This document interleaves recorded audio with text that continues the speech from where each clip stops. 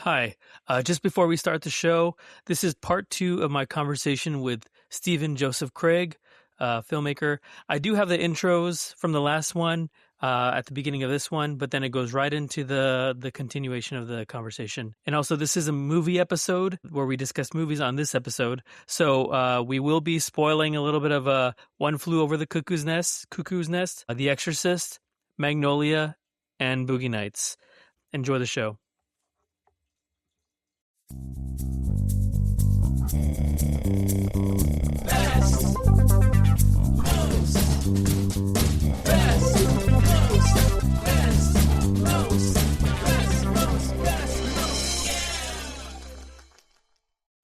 Welcome to Best Most, where we ask what is the best and what is the most when it comes to movies, music, and other things we enjoy and love. I'm your host, Jose JoGo Gonzalez. Each episode, I'll post questions on social media.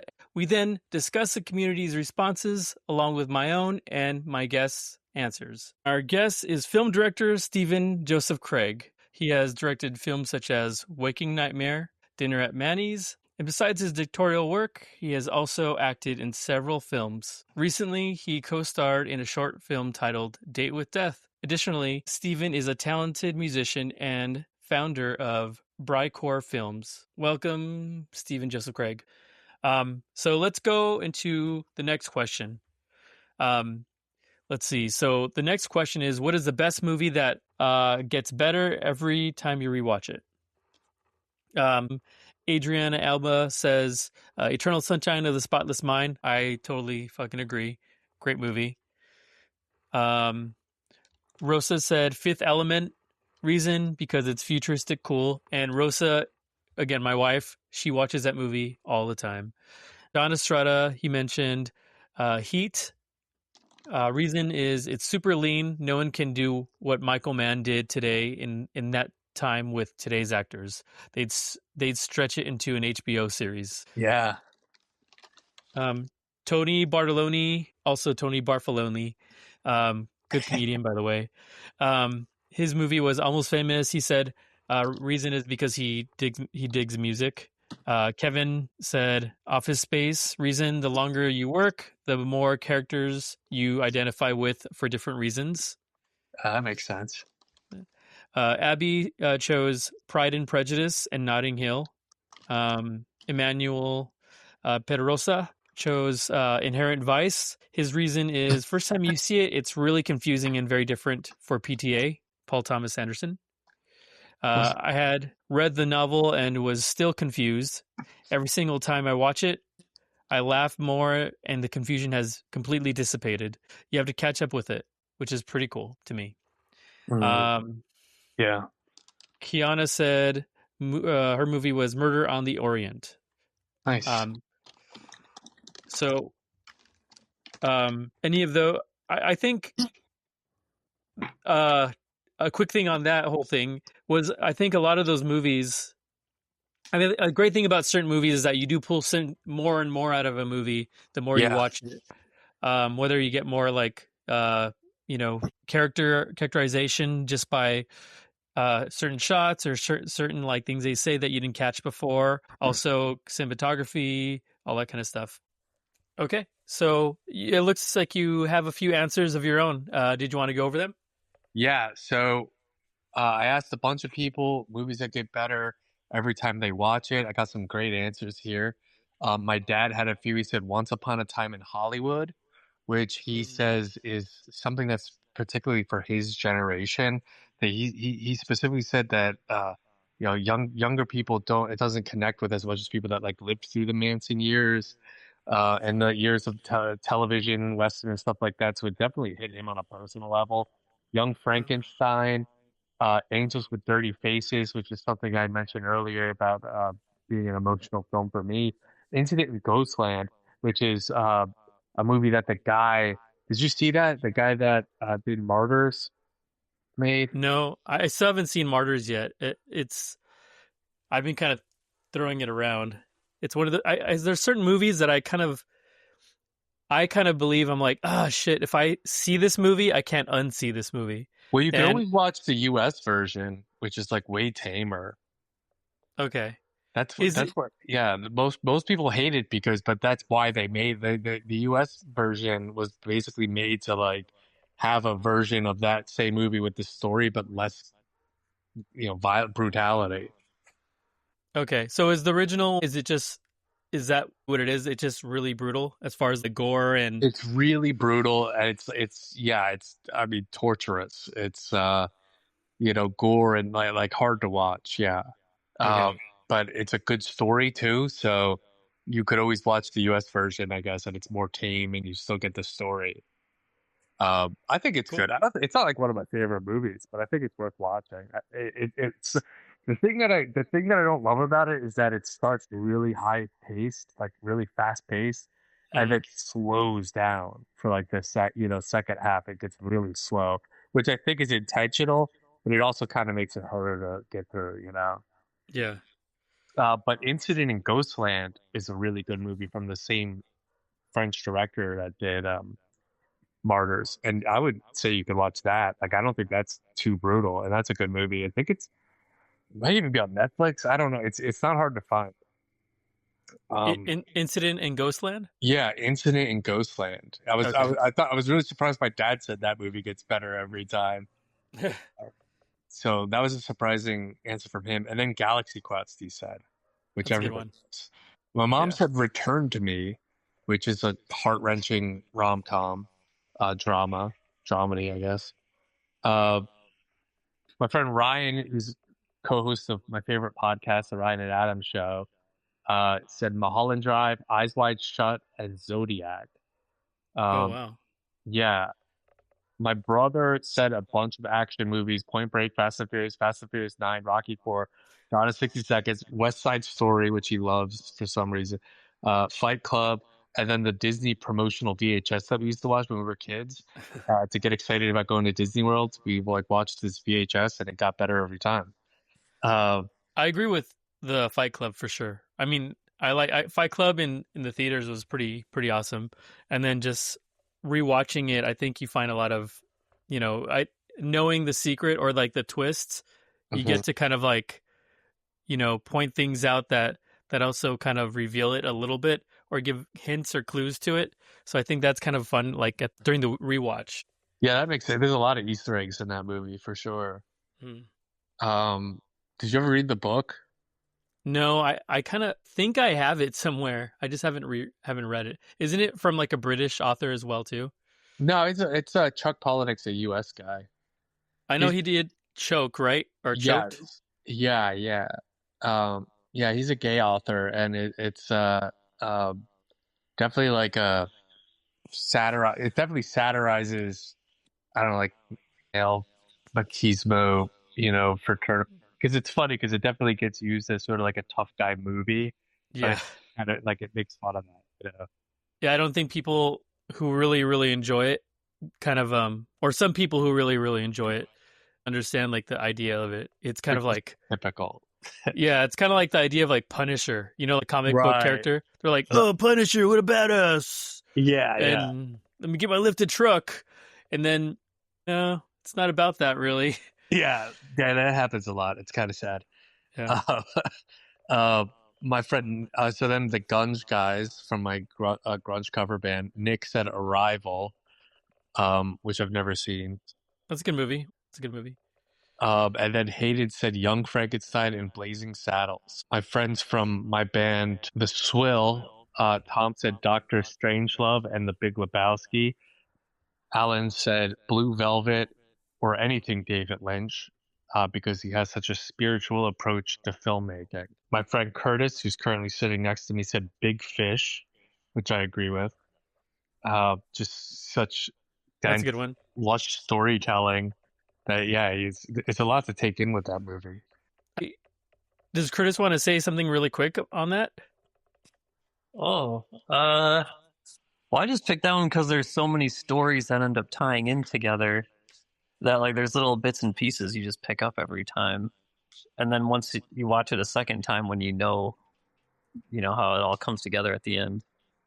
Yeah, yeah. The stories are more poignant the second time around. I can see that for sure. Yeah. Yeah. Do you have any more? Yeah, I have more. I've got my Breakneck Film guys who I wanted to give a shout out to. I don't know if I did yet. Anyway, so Mm, Breakneck Film is a quarterly race anyone can join where we make a movie in a week, and that's how I made a bunch of my shorts. And the core of the group is myself, Alex, Matt, and Zach. Alex answered Hook, which was a big classic. childhood movie for me. Yeah. Matt answered Dan in Real Life, which I've never seen. It's with Stephen Carell. Then Tanisha said Pretty Woman. Reed said Enemy. Mm, Pretty Woman, I want to get that take because man, I'm not a fan of that movie, but I'd love to hear from somebody who like loves it and how it gets better for them. But I didn't get that answer. Uh, yeah. My friend Chris, the great drummer from New Jersey, has a bunch of answers. He said The Exorcist, Taxi Driver, Apocalypse Now, Do the Right Thing, and Welcome to the Dollhouse, which I think are all answers I'd agree with. With Welcome to the Dollhouse, that's Todd Solondz, who I would say Happiness is a movie that gets better for me every time. I haven't seen Welcome to the Dollhouse in a long time, though. His Yeah, movie, same here. yeah, his movies are just really, they could be painful, but they're just so well written. Uh, and Is it then like it's the main protagonist is Frances Weiner or something, right? yeah, yeah, I forget. I guess is her first name Frances? I forget. Something And, like that. yeah, her But last name is Wiener. I know that. Yeah, it's because they call her Wiener Dog. what's funny is that I remember that movie came out when I was in high school, I think. And I think I it's Dawn. remember Wiener. Isn't it Dawn Wiener? oh, never mind. Yeah, Don, I think so. I know it was a Wiener thing going on Yeah, with it. But I yeah. just remember that someone playing that in high school and I didn't really understand like I don't know, I was kind of like a lame kid, in that end. I was like really not into any kind of artsy kind of movies or alternative movies that were a little more interesting. Other again, like only like kid movies or Hmm. horror movies, which is kind of a weird range. Yeah, But kid movies or horror movies. Okay. so then I remember that was playing in the background and thinking how weird the movie was. I don't know, like it's hard to explain, but it seemed so normal, if that makes any sense. Well, that's the thing too with Todd Solondz's films is that like he's not stylized as a director. Like you feel like you're watching a family movie or just like a regular like dramedy, and the writing gets so heavy, but it's also so like I don't know. I just think he's first of all the performances are always really good and raw and real. And again, for me, it's like happiness. Happiness is my go-to for him. Oh, that's a rough watch. Happiness. What was the last time you saw that? Years ago. But I remember the scene where the father is explaining to his son. Yeah. And Yeah. that's a painful scene. And Oh my God. so I had a teacher in film school that worked on that film. I forget what he did. I think he was on the grip team, and that whole day was spent filming that scene over and over again, just like breaking down those actors, I guess, or Yeah. just like getting that scene to a point where it's just so emotional. But yeah, Yeah, that scene is crazy. that's a hard scene to watch. Just like, that kid did so well. I mean, I'm sure he didn't understand fully what was going on or what Right. was being said. Do you even think I don't that was being shot together? Like they were in the same room and the Oh yeah, I adult think actor? so. My Okay. understanding is that the two of them, that it was just the crew shooting those two all day. I mean, I Yeah, wasn't there, but I'm pretty sure just based on what he told me that yeah, I think they did like act off of each other. So that's yeah, cool. Because I know uh, in some movies, actors an adult and he's like getting crazy with the kid. A lot of times you can tell he's not really right. acting with him. Yeah, I think they went for it in That's cool. Happiness. Um, and then Danielle, my wife, wasn't entirely sure, but we just rewatched Zoolander, and I think it was funnier than both of us remembered. So that's Yeah, kind of her answer is it's a good one. Zoolander. Yeah. And that's all I got.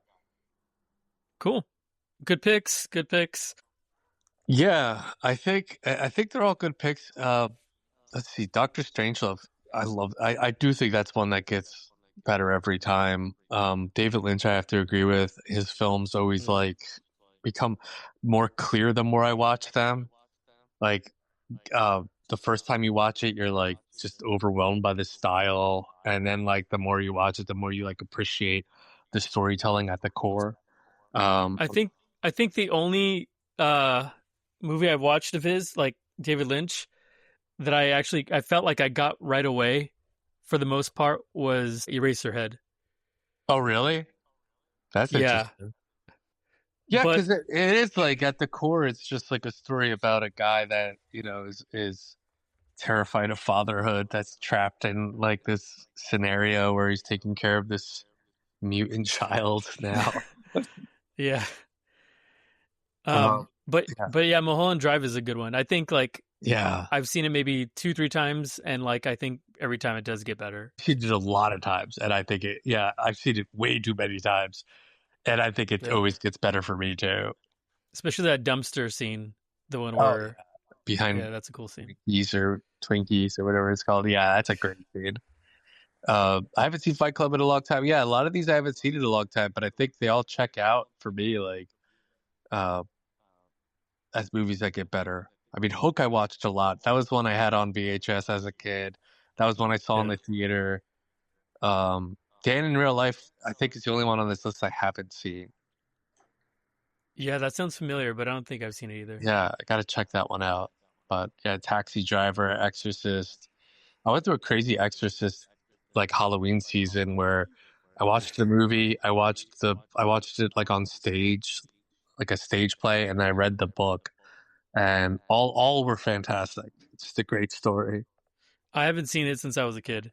And Oh it's probably the scariest movie I feel like for me. I think only my only gripe as a kid was that the beginning of it was so slow paced. But I yeah, think now as an adult, if I watch it, I probably would enjoy it a little bit more. probably. Yeah, you should revisit it. But because for the most part, the movie goes hard, and I think the beginning is not maybe not as long as you remember it. Um, Yeah, probably. the book is a lot more focused on the priest, Father Marin. So it makes sense that they at least start with his backstory a little bit.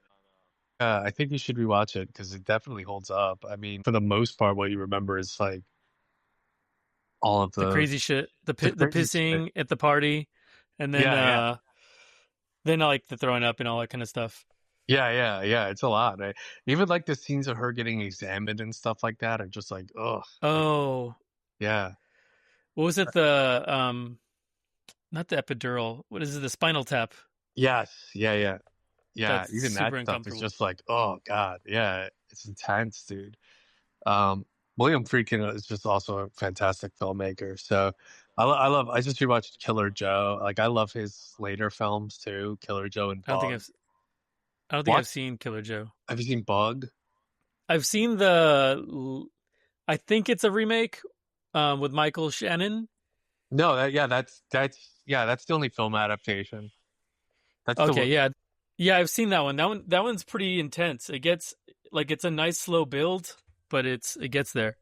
It's great. Yeah. So Bug and Killer Joe are both William Friedkin films that were written by the same playwright. Um, I think he's a Canadian playwright named Tracy Letts. So yeah, they're both like intense, sort of like how do you say it? Like white trash kind of characters, like both really good Yeah. movies though. We call it white gold here in this show. White Gold. I don't know. Yeah, yeah. So what is your pick for best movie that gets better every time you rewatch it? Really quick though, I'm really happy that you did this. Uh What? no, because I didn't know if you I didn't know if I should kind of like not require, but ask the guest to kind of do that because I'm like, I don't want to put any like give you any homework. It's not Oh a whole lot, yeah. Well, you but I'm asked me to glad you be did. on it. I didn't want to make an ass out of myself by being totally unprepared, so I can't help it. It's also like an excuse to procrastinate from work when someone asks me to do something like this. It's like, well, I got to prepare for this podcast, like, so Very I could, cool. yeah. Uh, yeah. So, yeah, the only reason why I didn't ask the other one was because I had so many movies listed on myself I didn't even get to. Uh, Mhm. I would say PTA is a good choice. Coen Brothers and David Lynch, I think, those filmmakers are great for movies that get better each time you watch them. Also, a filmmaker I want to shout out is Miike. No, sorry. Oh, Takashi Miike is great, but that's not what I meant to say. Um, Hanukkah, Mikhail Hanukkah, who did Funny Games, and he did a movie called White Ribbon that again, I think there's two types of movies that get better with each watch. There's the movies that are like over my head, and then I give them another chance, and I understand what people like. I start to like understand the hype, and I get it more and more. And then there's the movies that are sensational on the surface, and then as that surface starts to like fade away, there's more depth to it. I think that's kind of what you were explaining. Like there's something, a performance or a style or something about it, like, or shock value or something that's like, wow, that's amazing. And then you watch it again and that starts to fade away, but there's more even going on under the surface. So those two types, the first one for me where it was over my head and got better is There Will Be Blood. That movie just gets better and better for me, and for some reason, like a damn fool, I didn't even like it the first time I saw it, and with each watch, I got it more, and I understood the depth of his character and how haunting and how it's just unbelievable. And then I think my number one pick is One Flew Over the Cuckoo's Nest, and the reason is because I first saw it in high school during health class. And in that context, I think it was sort of a lighthearted, fun film. So I enjoyed it for being like a film about a free-spirited young guy who goes into a ragtag group. Yeah. It's almost like he goes into this insane asylum. He gives them like a break. He gives them sort of, and even though I understood that his story didn't end happily, but at the same time, I saw it, I think the first time as like, but he gave them all a little bit more like joy and happiness. And he also lives on because he inspired the chief to escape. And the music is so joyous, and the chief like rides away like a Clydesdale into the sunset. He like runs off, and it just felt good. And again, because I was watching it in health class, I think like it was always really dope to like get to watch a movie in school. So like to me, it was just an enjoyable movie. And then I started understanding how dramatic it is. Like as I watched it again and again, and the more I watched it, the more horrifying it became, until I realized like, Nurse Ratched is one of the all-time great movie villains, and her performance in that is just, it's so low key, understated, and so terrifying. And the more I watch it, like that end scene is so scary, and it doesn't feel like a horror movie, but the control that she has over these people. And again, that like when I see that sort of helplessness in people, that there's nothing they could do, they're backed into a corner and they're trapped there. It's so scary. It's so like deep and heavy. And again, like it took several watches, but then at the same time, I don't know that I would say I watched it incorrectly any of those times. I think it's just that good of a movie that it just works on all of those levels, almost effortlessly, like, without being overstated, without being obvious, without being like beaten over the head with it. It's enjoyable. It has a lighthearted side to it. You can watch it, kind of easily and not walk away thinking about it, but just kind of enjoying it in the moment. Or you can kind of think more about it and realize how deep and dark it goes. And I don't know, man. Yeah, I think I've watched it a ton of times, and I think each time I watch it, I have just like a deeper appreciation for it. Yeah, I've seen it once, and it's kind of one of those movies that you hear about in classic movies, but you hear about people like reading the book or anything like that, and then you're kind of like, I don't want to watch this shit. It's like, what is this, school? But then you grow up, and then you decide to watch it and see what it's all about. And I remember watching it and thinking, oh my God, this is actually a really good movie. Jack Nicholson kills it, of course. And I think you can see why Danny DeVito is such a like an iconic actor even now, But yeah, he's great. He's small role. He's everyone, all like, it's also, it's one of those movies, like all the side characters are just crushing it, like what's the actor's name who plays Chucky and is the voice of Chucky? I forget his name, but he was also in Exorcist 3, I think. Oh yeah, he's an incredible actor. Whenever someone puts me on the spot like that, I forget their name. I But don't yeah, know. He's an incredible actor. Yeah, he's great. Actually, he's also in Blue Velvet, I'll find and out right now. yeah, he's in a Werner Herzog film that came out like 15 years ago called My Son, What Have You Done? God damn it. Keep talking. Just kidding. Um, Brad Dourif. Brad Brad Dourif. Dourif. I was thinking like Brett something. Yeah. Brad Dourif is just an amazing actor, definitely, but underrated. But also, yeah, he's the voice of Chucky. But he's It's so good as I think the character's name is Billy. yeah. Has the stutter, and there's this scene where like he gets laid and the stutter goes away, and I think it's again it showed like it's a great demonstration of how insidious Nurse Ratched is, because it's like not only is she not helping, but she's the cause of his, like you see in that moment that like she's not the cause of it, but also weaponizes their own inflictions or whatever their disabilities, whatever it is, against Yeah. that. She does that in that moment where all he's a young guy, he finally got laid, and Yeah.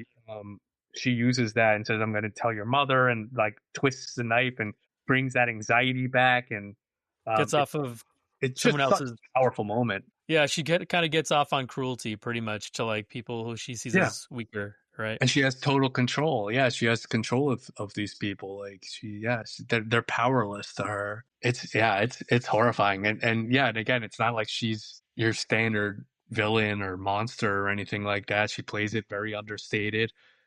There's the scene in the boardroom where they're discussing Jack Nicholson's character, and she frames it as wanting to help him. Like Yeah.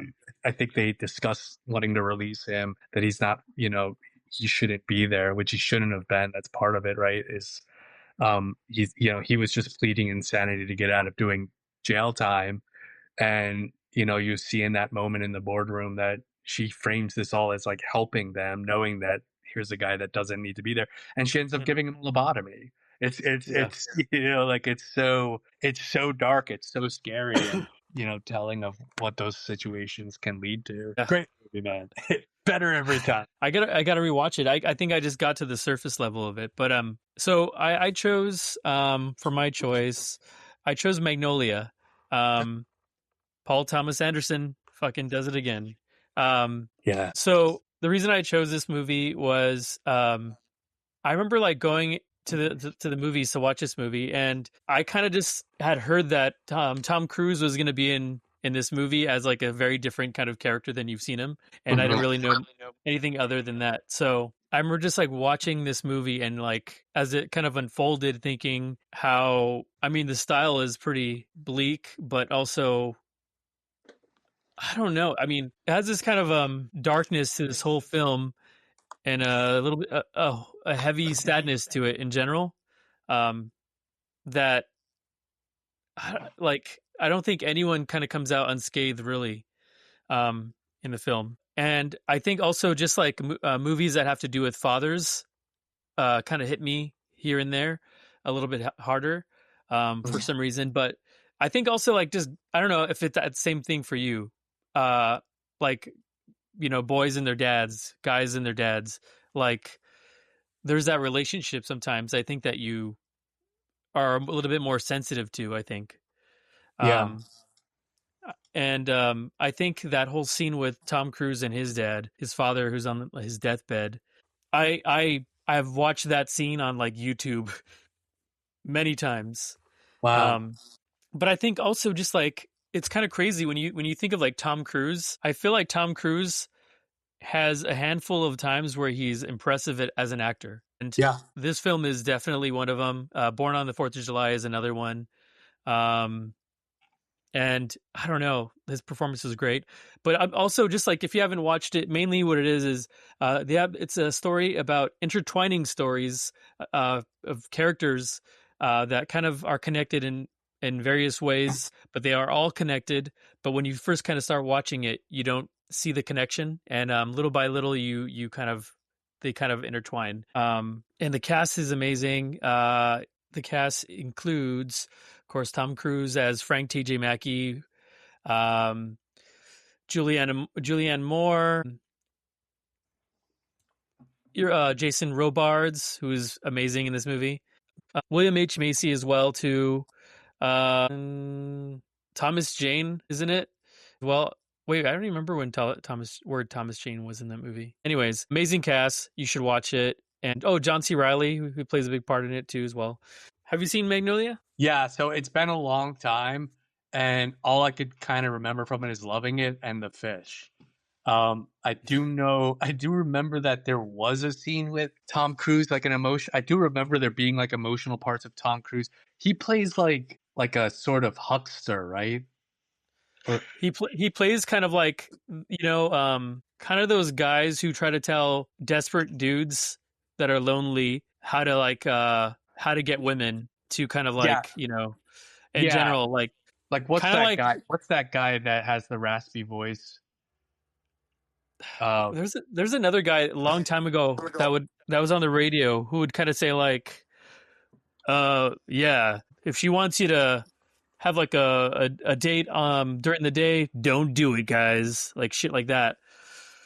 I was thinking like Tony Robbins, but I think you're talking about something that, yeah, so more like specifically like getting guys to like get dates, like Yeah, take. and also like hook up with women and stuff like that. Like, oh, Got it. if she doesn't make out or kiss on the first date, let her go. Like shit like that. No, yeah. I remember liking him in it. I do think he's an amazing actor, and Yeah. uh, and yeah, I don't. I just again like PTA. I think makes movies that are extremely watchable, but in Hmm. some ways it's because he makes like especially with those movies like Magnolia and then Boogie Nights. I watched a lot. Um, Yeah, same they're here. they're ensemble films, so it's almost like you could watch it and kind of lock into one story more than you did before. You know what I mean? Like you could Yeah. appreciate a different performance on another watch more. You could kind of like tune in more to a subplot or another performance because there's so much going on in those movies. Yep. And yeah, I definitely need to rewatch Magnolia because I only watched it once and it was a long time ago. But I can imagine it's a good movie to rewatch. Boogie Nights definitely is. Obviously, Yeah. There Will Be Blood is in my top rewatchable Yeah. movies. We actually fairly recently rewatched, or I think Rosa watched for the first time, and I watched for the second time. There Will Be Blood, and yeah, that movie is pretty great. So Um, good. And The Master too. I rewatched that recently, and I have to rewatch so that. yeah, so far that's been like better each time. I just think, yeah, he makes movies where there's so much going on, even in a scene where there's no dialogue, that you can Hmm. just kind of like pick up There Will Be more, or Blood. like, yeah.